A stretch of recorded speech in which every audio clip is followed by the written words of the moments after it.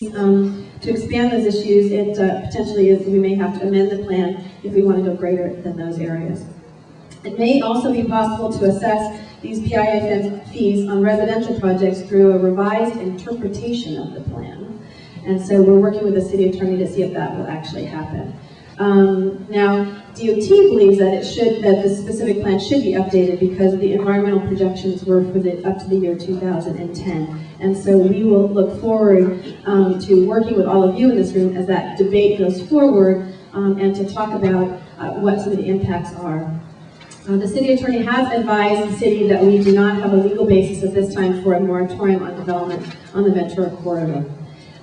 We are going to be working with you and as I mentioned, transportation and the plum committees to see how we can address some of those traffic issues and the monies being spent for really projects that are going to make a difference. On the Galleria Traffic Mitigation Fund, almost all of what David said was true in that. When the Galleria was put up, this was prior to me being elected, there was a specific thing that said it isn't for 5 years. That was what was always in the rules that they had. We've been working with the Sherman Oaks Galleria, and they have indicated they were supposed to meet in a week or two, I believe, to look at keeping all that money. There are two things that we have done. One, they're right that the permit fees, we spent close to, I think it's around $30,000 or so. There are proposed projects in more than $32,000, which we have discussed with the Galleria about keeping for us as well. And they indicated today that they are going to work very closely with us and will ensure that the money that's there now will reimburse those people who may have paid their permit fees this year. So you know, I just want to make sure you understand that for a permit, it's $22 a year for a permit. And for your guest, it's $15 per year. That's the cost of what that is. But I think that they are going to work very closely. They're allowing already, this will mean an additional $12,000 to be spent annually. We found out, and I want to thank David Rankel and Linda Brooks who looked at the same sheet of paper we got at the same time. DOT just, when they went in, they said, okay, we did 2 speed humps, and they accredited it to the wrong count, and we have corrected that in that way. But we don't get an approval process. They don't come in and say, here's the speed humps, and here's where we're going to take the money from. Here's where the speed humps happened, and here's where the money's been taken from, and we look at that to ensure they've done it properly. And so that will be occurring. Sportsman's Lodge. That I think you all know that several months ago the Harlan family sold its interest in the Sportsman's Lodge, and it was bought by Richard Weintraub. Many of you know his mother, Roberta Weintraub. She was on the school board when I was there. They are planning to upgrade the property by adding some retail shops and restaurants and looking at the site. They have not come up with any definitive plan. They had a plan first that was a little larger, but after some negotiations with my office and community members and looking at some of the traffic, they decided to downsize it. And so they will be coming back to all of you to give you the most recent update on that. I didn't hear anyone talk about the M. David Paul project before. And after 4 years of environmental review, we understand that the formal environmental review process for this project will begin shortly. I have said time and time. I don't know where it is. Oh, I'm sorry. This is at Sepulveda and Camarillo. It's the project. It's the piece of property that's when you go on the 101, 405 north, and you go to the 101 going eastbound. And it was where that ugly building was, and I know Tamar worked very hard to get that awful building that in 1994 earthquake still sat there. I have said many times that the 500 units and the 65,000 square feet of retail space is too much for this location. We already have severe traffic congestion at Sepulveda and Ventura and Sepulveda and Burbank.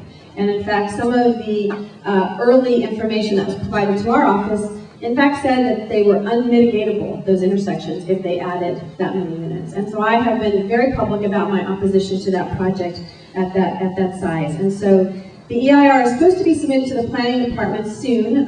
Then they will review it a bit, and then they will put out a draft EIR, which should be around Labor Day, that they will be coming out with that draft EIR. Fashion Square. which was talked about a little bit. I think when I spoke the last time here, I asked all of you how many of you think the traffic around Fashion Square is bad, and everyone raised their hand, and how many said they would like to see it better, and they raised their hand. That's my position. Whatever happens has to improve that ingress and egress. I've lived in the Valley my whole life, and how many of you were there when it was an open air? Yeah. We loved that, didn't we? That was fabulous. Look at that. And so, but as we all know, that when they redesigned it, it has never been right. It's never been right as far as the ingress and egress. And as someone who shops there, I can tell you firsthand. There's limited and chaotic access points at Fashion Square, unprotected left-hand turn movements in and out of the center, cut-through traffic affecting the residential area north of Riverside. And so I've always said that traffic conditions after the expansion must be better than they are today, and that the residential areas north of Fashion Square must be protected from the cut-through traffic. And I know Tom and others, I keep, although we have been silent, all of us, we will re-engage when their EIR comes out as well. And as many of you know, we had asked them to do an EIR, and they, I have to say, we're pretty ready to do that. So that it was not a arm twisting. We said we thought that was the best thing that they could do.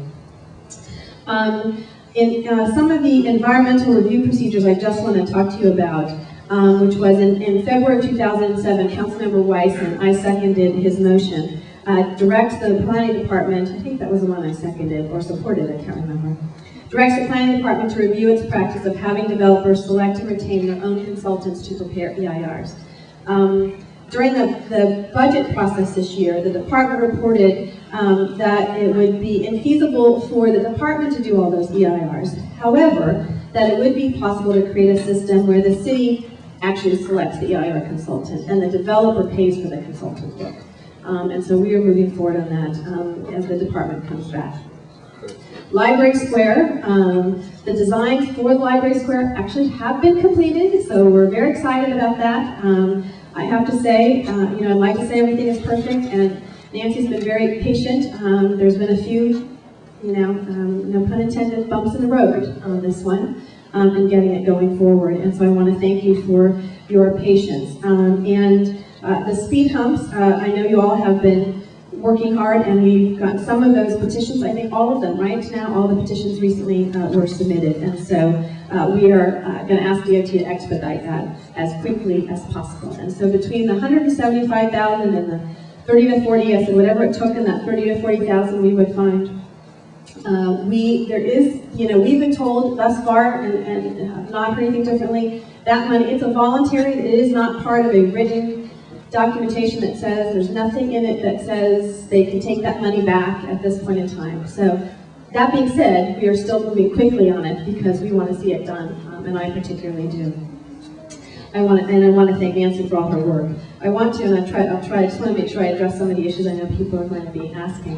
SB 1818, an issue that I worked very closely with Zev Yaroslavsky because I know he came and spoke to you, and we talked about protecting our neighborhoods. And the fact that SB 1818, which was passed by the state legislature, supersedes some of the things we think are really local control. And we in fact have introduced a motion that asks for an opinion as to whether or not we can pretty much say no to the SB 1818. In the interim, we've been told by our city attorney's office in planning that we had to do something that began implementation. And so I want just to let you know that I amended the SB 1818 implementation to protect our single-family neighborhoods that were adjacent to R3. It was on the menu. I said it had to be off menu, which meant there would be community hearings and a discussion about that. It should not be on menu when you have an R3 next to an R1. We have so many examples of where it has ruined a neighborhood and that we have to work together. And so I just wanted you to know that we were doing everything we could